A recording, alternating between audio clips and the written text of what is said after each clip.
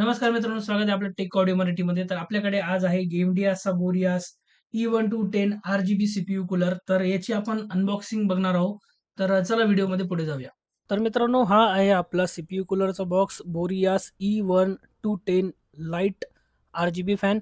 तर तुम्ही इथं ब्रँडिंग बघू शकतात आणि याच्यावर काही मेन्शन आहे ते मी तुम्हाला सांगतो. Compact design, low interface bracket, compatible with LGA 1700 आणि AMDचा जो AM5 मदरबोर्ड आहे त्याच्यासोबत आणि रेनबो लाइटिंग यासोबत आपल्याला भेटते.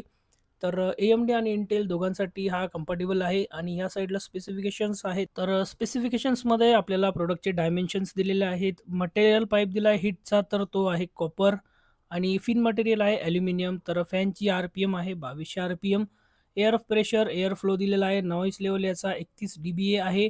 बेअरिंग याची हायड्रॉलिक टाईप आहे आणि कनेक्टर 3 पिनचा आहे. पॉवर रेटिंग याची 12 व्होल्ट आणि कंपॅटिबिलिटीची गोष्ट करू तर LGA 1700, 1151, 1150, 1155, 1156 आणि 1200 सोबत कंपॅटिबल आहे आणि AMDची गोष्ट केली तर AM5, AM4 आणि AM3 मदरबोर्डला हा सपोर्ट करतो. तर या साईडला आपल्याला लँग्वेज वगैरेची डिटेल्स भेटते आणि इकडनंही थोडंसं आपल्याला प्रॉडक्टबद्दल इन्फॉर्मेशन आहे आणि वरच्या साईडला सुद्धा आपल्याला ब्रँडिंग दिसते. तर सगळ्यात पहिले आपण याला ओपन करून बघूया की पॅकिंग कशी आहे याची.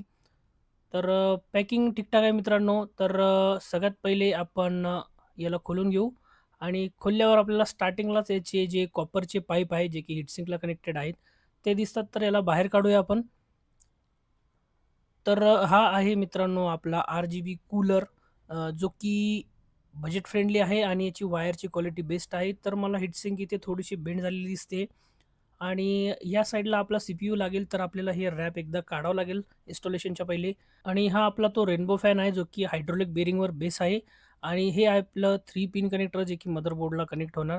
तर ₹700 प्राईसमध्ये आपण यापेक्षा जास्त एक्सपेक्ट करू शकत नाही.